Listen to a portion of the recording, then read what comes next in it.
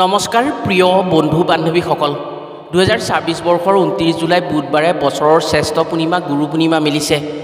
এই পূৰ্ণিমা হৈছে শাওণ মাহৰ পূৰ্ণিমা। শাওণ মাহ হৈছে শিৱৰ মাহ। বহু বছৰৰ পাছত শাওণ মাহত গুৰু পূৰ্ণিমা মিলিছে। গুৰুৰ কৃপাতেই ব্যক্তিৰ ভাগ্যৰ পৰিৱৰ্তন হৈ উন্নতি আহে।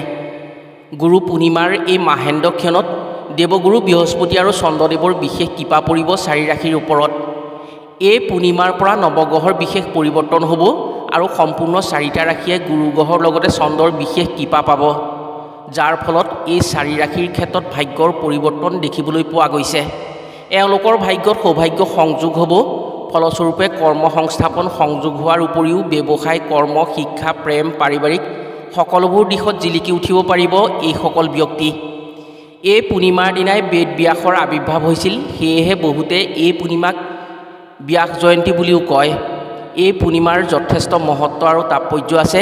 এই পূৰ্ণিমাত বিষ্ণু যজ্ঞ বা বিষ্ণু পূজা কৰিব পৰাটো অত্যন্ত শুভ মনা হয়। যিসকলৰ বিপদ বিঘিনি বেছি, কৰ্মৰ সফলতা পোৱাত পলম হয়, সমস্যাই লগ নেৰে, তেনে ব্যক্তিয়ে যদি এই পূৰ্ণিমাৰ দিনা সন্ধিয়া জোন ওলোৱাৰ পাছত গুৰু বৃহস্পতিক স্মৰণ কৰি এটা সৰু উপায় কৰা বস্তুটো ঘৰত ৰাখিব পাৰে আৰু যিকোনো বিপদ বা সমস্যাত সেই বস্তুটো চাই বা সেই বস্তুটোৰে ফট ল'ব পাৰে, তেনে যিমান ডাঙৰ বিপদ বা সমস্যা হ'লেও গুৰুৰ কৃপাত সেই বিপদ বা সমস্যাৰ পৰা উদ্ধাৰ হোৱাৰ পথ বিচাৰি পায়। গতিকে গুৰু পূৰ্ণিমাৰ দিনা যিকোনো ৰাশিৰ ব্যক্তিয়েই এই কামটো কৰি ৰাখিব লাগে। আজিৰ ভিডিঅ'ত আমি আপোনাক জনাম গুৰু পূৰ্ণিমাৰ দিনা জোন ওলোৱাৰ পাছত হালধিৰে কি চমৎকাৰী উপায় কৰি ৰাখিব পাৰিলে ভৱিষ্যতত গুৰুৰ কৃপাত সকলো বিপদ বিঘিনি আৰু সমস্যাৰ পৰা ৰক্ষা পৰিব পাৰে। গুৰু পূৰ্ণিমাৰ মহা সংযোগত গুৰু বৃহস্পতি আৰু চন্দ্ৰদেৱৰ কৃপাত কোন 4 ৰাশিৰ কি দিশত সৌভাগ্যশালী হৈ উন্নতি কৰাৰ লগতে জীৱনৰ পৰিৱৰ্তন আনিব পাৰিব। গতিকে আজিৰ ভিডিঅ'টো 4টা ভাগ্যশালী ৰাশিৰ উপৰিও প্ৰত্যেকজন ব্যক্তিৰ বাবেই অতি গুৰুত্বপূৰ্ণ ভিডিঅ'। আজিৰ ভিডিঅ'টো শেষলৈকে যদি চাব পাৰে তেনে নিশ্চয় উপকৃত হোৱাৰ সুযোগ পাব। প্ৰিয় বন্ধু বান্ধৱীসকল, ভাগ্যশালী ৰাশিসমূহ আৰু উপায়টোৰ কথা কোৱাৰ আগতেই আপোনাক এটি সৰু অনুৰোধ জনাওঁ। ভিডিঅ'টো যদি ভাল পায় তেনে এটা লাইক কৰাৰ লগতে কমেণ্ট বক্সত জয় গুৰু বৃহস্পতি বুলি লিখিবলৈ কেতিয়াও নাপাহৰিব। আৰু যদি আমাৰ চেনেললৈ প্ৰথম আহিছে তেনে চেনেলটো ছাবস্ক্ৰাইব কৰাৰ লগতে অন্য 10জনে উপকৃত হোৱাকৈ ভিডিঅ'টো শ্বেয়াৰ কৰিবলৈ অনুৰোধ জনালোঁ। 2024 বৰ্ষৰ গুৰু পূৰ্ণিমা আৰম্ভণি হ'ব 28 জুলাই মঙলবাৰে সন্ধিয়া 6:18 আৰু সমাপ্ত হ'ব 29 জুলাই বুধবাৰে সন্ধিয়া 8:05। যদি পূজা, ব্ৰত, উপায় আৰু উপবাস কৰিব বিচাৰে তেনে আপুনি বুধবাৰৰ দিনা কৰিলে ফলৱান হ'ব পাৰিব। যদি কোনো লোকে নিজৰ ভাগ্য সুৰক্ষিত ৰাখি গুৰু আৰু চন্দ্ৰৰ কৃপাৰ দ্বাৰা ভৱিষ্যত দিনত বিপদ বিঘিনি আৰু সমস্যা নোহোৱাকৈ থাকি সৌভাগ্যশালী হোৱাৰ কথা ভাবে, তেনে গুৰু পূৰ্ণিমাৰ দিনা জোন ওলোৱাৰ পাছত এই উপায় নিশ্চয় কৰি ৰাখক। সৌভাগ্যই কেতিয়াও আপোনাক বিপদ বিঘিনিত পৰিবলৈ নিদিয়ে আৰু আপোনাৰ সৌভাগ্যৰ দ্বাৰা আপুনি উন্নতি কৰিব পাৰিব। গুৰু পূৰ্ণিমাৰ দিনা সন্ধিয়া জোন ওলোৱাৰ পাছত গুৰুৰ বাবে অলপমান হালধি আৰু চন্দ্ৰৰ বাবে অলপমান বগা ফুল এটা বগা ধাতুৰ পাত্ৰত জোনৰ পোহৰত মুকলিকৈ জোনৰ পোহৰ পৰা ঠাইত ৰাখি থ'ব। পিছত সেইখিনি অৰ্থাৎ সেই ফুল আৰু হালধি গুৰিখিনি এখন হালধীয়া বস্ত্ৰৰে বান্ধি ঘৰৰ ভাল স্থানত ৰাখি থ'ব। পাছত ঘৰত যিকোনো সমস্যা আহিলে বা ঘৰখন যিকোনো সমস্যাত পৰিলে গুৰুক স্মৰণ কৰি সেই বস্তুটো খুলি চাই আৰু সেই বস্তুটোৰে যদি কপালত অকণমান ফট ল'ব পাৰে, অৰ্থাৎ তাত থকা হালধি গুৰি আৰু ফুলৰ গুৰিৰে যদি অকণমান ফট ল'ব পাৰে, তেনে আপুনি গুৰুৰ কৃপাত যিমান ডাঙৰ বিপদতেই নপৰক কিয় সেই বিপদ সমাধানৰ উপায় বিচাৰি পাবই। হালধি হৈছে গুৰুৰ প্ৰতীক আৰু বগা ফুল হৈছে চন্দ্ৰৰ প্ৰতীক। গুৰু পূৰ্ণিমাৰ দিনা প্ৰতিজন ব্যক্তিয়ে সন্ধিয়া এই কাম কৰি সৌভাগ্যশালী হ'ব পাৰে। গুৰু হৈছে ভাগ্যৰ গৰাকী আৰু চন্দ্ৰ হৈছে মনৰ গৰাকী। যাৰ ঘৰত গুৰু পূৰ্ণিমাৰ দিনা এই কাম কৰিব পাৰে তাৰ ঘৰত গুৰু আৰু চন্দ্ৰৰ কৃপাত সৰ্বপ্ৰকাৰে উন্নতি হয়।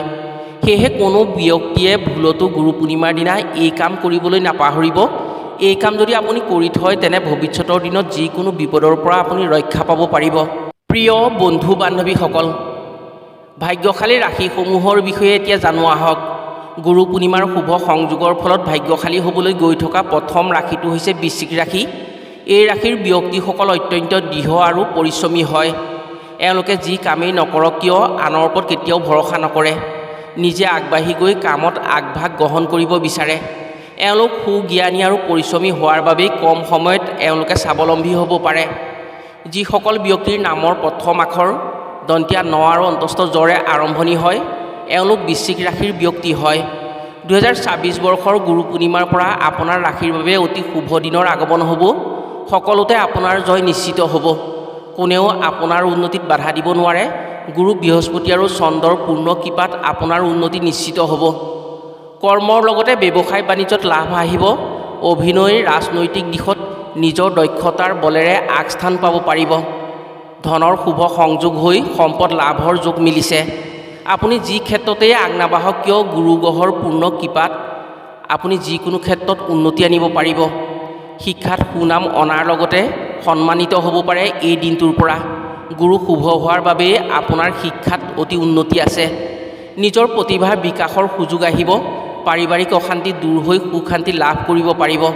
বেমাৰ ব্যাধিৰ পৰা মুক্ত হৈ সুখী হোৱাৰ সুযোগ পাব গুৰুৰ কৃপাত এই দিনটোৰ পৰা। চন্দ্ৰৰ কৃপাত আপোনাৰ মনৰ স্থিৰতা বাঢ়িব। আপুনি মনত যিকোনো কামৰ যদি ভাৱ লয়, সেই কাম দৃঢ় কৰিবলৈ সুযোগ সুবিধা পাব। আপোনাৰ মনত ধৈৰ্যৰ শক্তি বাঢ়িব। 2024 বৰ্ষৰ 29 জুলাই বুধবাৰ গুৰু পূৰ্ণিমাৰ পৰা গুৰু বৃহস্পতি আৰু চন্দ্ৰৰ শুভ সংযোগত ভাগ্যশালী হোৱা দ্বিতীয় ৰাশিটো হৈছে ধনু ৰাশি। ধনু ৰাশিৰ স্বামী গ্ৰহ হৈছে বৃহস্পতি। জ্যোতিষশাস্ত্ৰ অনুসৰি যি ব্যক্তিৰ নামৰ প্ৰথম আখৰ ধ ভ ফৰে আৰম্ভণি হয়, সেই ব্যক্তিসকল ধনু ৰাশিৰ ব্যক্তি হয়।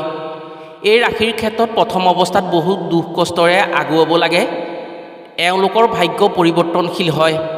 গুৰু বৃহস্পতিৰ কৃপাত বিপদত কম পৰে যদিও বিপদে কিন্তু পিছ নেৰে এওঁলোকৰ। এওঁলোক ধীৰ স্থিৰ ধৈৰ্যশীল। হাজাৰ পৰিশ্ৰম কৰাৰ পাছতো হাঁহিমুখীয়া হোৱাৰ বাবেই এওঁলোকে দুখ সুখৰ সমভাগী হৈ আনৰ ওচৰত দুখ প্ৰকাশ নকৰে। কিন্তু অন্তৰত বহুত দুখ কষ্ট লৈ আনক সুখত ৰাখিব পাৰে এওঁলোকে।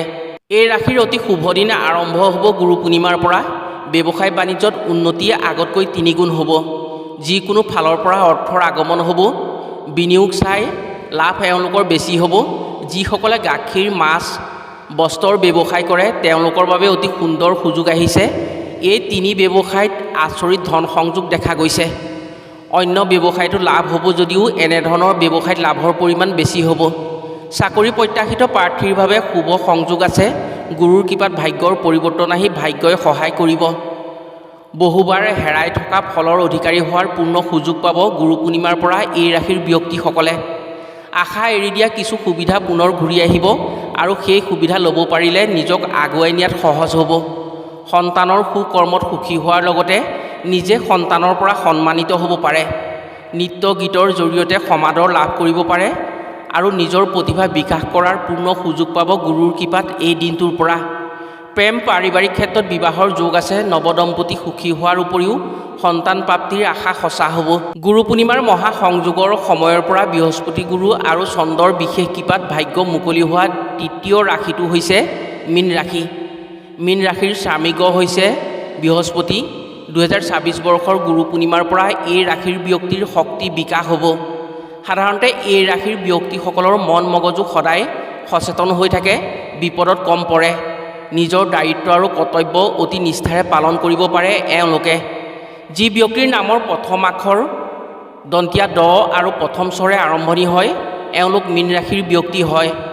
মীন ৰাশিৰ ব্যক্তিসকল যদিও সহজ সৰল ভদ্ৰ, তথাপিও নিজে কঠোৰ পৰিশ্ৰম কৰিব পাৰে আৰু খুব কম দিনত এওঁলোকে উন্নতি আনিব পাৰে। যিকোনো কামত দায়িত্ব লোৱাৰ পাছত তেওঁলোকে যিমান কঠিন পৰিস্থিতিটো সেই কামৰ সফলতা আনিবলৈ চেষ্টা কৰে। ব্যৱসায় বাণিজ্যত অতি চোকা হয়। আপোনাৰ বাবে অতি শুভ দিনৰ সন্ধিক্ষণ মিলিছে গুৰু পূৰ্ণিমাৰ পৰা। আপোনাৰ গুৰু গ্ৰহৰ কৃপাত পূৰ্ণিমাৰ দিনাৰ পৰা ৰাজভোগ মুকলি হৈছে। নতুন চাকৰিৰ সংযোগ হোৱাত আশা পূৰ্ণ হ'ব পাৰে। চাকৰিৰ পদোন্নতিৰ লগতে সন্মানিত হ'ব পাৰে।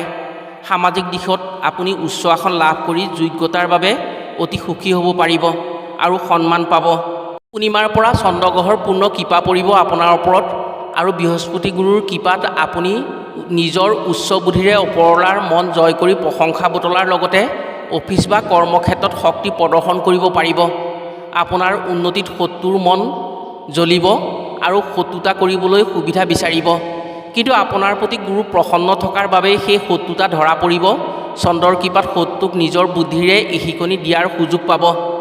শিক্ষাৰ দিশত উন্নতি আহিব। নিজৰ জ্ঞানৰ বলত পোহৰৰ সন্ধান পাব আৰু উন্নতি কৰিব পাৰিব। ব্যৱসায়ত উন্নতি নিশ্চিতভাৱে আহিব। দোকান বা যিকোনো বস্তু বেচা কিনা কৰাৰ ক্ষেত্ৰত আপোনাৰ ফালে লাভৰ পৰিমাণ বেছি আহিব আৰু এই লাভৰ পৰিমাণৰ জৰিয়তে আপুনি ব্যৱসায় বহল কৰিব পাৰিব। শাৰীৰিক সুস্থতাৰ লগতে পৰিয়ালৰ পৰা সুখী হ'ব পাৰিব। গুৰু পূৰ্ণিমাৰ পৰা গুৰু গ্ৰহৰ কৃপাত আৰু চন্দ্ৰৰ কৃপাত আপোনাৰ মন মগজু সুস্থ হৈ থাকিব। গুৰু পূৰ্ণিমাৰ সময়ত হোৱা গ্ৰহ নক্ষত্ৰৰ বিশেষ পৰিৱৰ্তনৰ ফলত বৃহস্পতি গুৰু আৰু চন্দ্ৰৰ বিশেষ কৃপাত ভাগ্যশালী হোৱা চতুৰ্থ ৰাশিটো হৈছে কৰ্কট ৰাশি। কৰ্কট ৰাশিৰ স্বামী গ্ৰহ হৈছে চন্দ্ৰ। এই ৰাশিৰ ওপৰত চন্দ্ৰৰ প্ৰভাৱ অতি শুভ হয়। এই মহা সংযোগৰ ফলত আপোনাৰ ক্ষেত্ৰত চন্দ্ৰ আৰু বৃহস্পতিৰ কৃপাত আপোনাৰ ভাগ্যত কিছু পৰিৱৰ্তন আহিব। গুৰু শুভ স্থানত আহিব। কৰ্কট ৰাশিৰ ব্যক্তিসকলৰ মন অতি তীক্ষ্ণ হয়। চোকা বুদ্ধি আৰু নিজৰ কৰ্মদক্ষতাৰে সমাজত নিজকে চিনাকি দিব পাৰে এই ৰাশিৰ ব্যক্তিসকলে। 2024 বৰ্ষৰ 29 জুলাই বুধবাৰৰ পৰা গুৰু পূৰ্ণিমাৰ পৰা চন্দ্ৰ আৰু গুৰুৰ শুভ সংযোগৰ ফলত সৌভাগ্য মুকলি হৈ এক আচৰিত সফলতা আনিব পাৰিব কৰ্কট ৰাশিৰ ব্যক্তিসকলে। জ্যোতিষশাস্ত্ৰৰ মতে যি ব্যক্তিৰ নামৰ প্ৰথম আখৰটো মধ্যমীয়া ড আৰু হৰে আৰম্ভণি হয় তেওঁলোক কৰ্কট ৰাশিৰ ব্যক্তি হয়। এই ৰাশিৰ ব্যক্তিৰ বাবে ধন লাভৰ দিন আহিছে। গুৰু বৃহস্পতিৰ বিশেষ কৃপাত ভাগ্যৰ দুৱাৰ মুকলি হৈছে। যিসকলে ব্যৱসায় বাণিজ্য কৰে তেওঁলোকৰ বাবে সুবৰ্ণ সুযোগ আহিব। এই দিনটোৰ পৰা চন্দ্ৰ শুভ হোৱাৰ বাবেই মন মগজুত উচ্চ বুদ্ধি সৃষ্টি হৈ গুৰুৰ কৃপাত ব্যৱসায়ৰ দিশত লাভৱান হ'ব পাৰিব। বিশেষকৈ এই দিনটোৰ পৰা গুৰু শুভ স্থানলৈ অহাৰ লগতে চন্দ্ৰগ্ৰহৰ বিশেষ কৃপা পৰিব, যাৰ ফলত এওঁলোকৰ মন মগজু চোকা হ'ব। লগৰ ব্যৱসায়ীয়ে কোনো পাত্তা নাপাব এই ৰাশিৰ ব্যক্তিৰ বুদ্ধিৰ ওচৰত। যিসকলে অৰ্থ সংকটত পৰি আছে, কিছু চিন্তিত হৈ আছে, তেওঁলোকে এই দিনটোৰ পৰা টকা পইচাৰ দিশত বিশেষ ৰ'বলগীয়া নহ'ব। গুৰুৰ কৃপাত ধন টকা পইচাৰ দুৱাৰ মুকলি হৈ ধনৱান হ'ব পাৰিব। যিসকলে চাকৰি কৰি আছে তেওঁলোকৰ উন্নতি আহি পদোন্নতি হোৱাৰ পূৰ্ণ সুযোগ লাভ কৰাৰ লগতে নতুন চাকৰিৰ সংযোগ হোৱাৰ পূৰ্ণ আশা আছে। চাকৰি প্ৰত্যাশিত প্ৰাৰ্থীয়ে যদি চেষ্টা কৰে এই দিনটোৰ পৰা গুৰুৰ কৃপাত তেওঁলোকৰ কৰ্ম সংস্থাপন সংযোগ হ'ব পাৰে। বন্ধু বান্ধৱীসকল, গুৰু পূৰ্ণিমাৰ দিনা যদি আমি আজিৰ ভিডিঅ'ত কোৱা উপায়টো কোনো ব্যক্তিয়ে কৰিব পাৰে তেওঁলোকৰ ভাগ্যত কোনেও বাধা দি ৰাখিব নোৱাৰিব। গুৰুৰ কৃপাত সেই ব্যক্তিৰ ভাগ্যত সৌভাগ্য আহি নিজৰ সুখ শান্তি লাভ কৰিব পাৰিব। লগতে এই ৰাশিসমূহৰ ক্ষেত্ৰতো যদি এই উপায় কৰিব পাৰে তেওঁলোকৰ সৌভাগ্য নিশ্চিত হ'ব। আশা কৰিছোঁ আজিৰ ভিডিঅ'ৰ জৰিয়তে নিশ্চয় উপকৃত হ'ব পাৰিছে। আজিলৈ ভিডিঅ'টো ইমানতে সামৰিছোঁ। পুনৰ অন্য এটি ভিডিঅ'ৰ জৰিয়তে লগ পোৱাৰ আশাৰে আজিলৈ আহোঁ। সকলো ভালে থাকক, সুস্থ থাকক। ধন্যবাদ।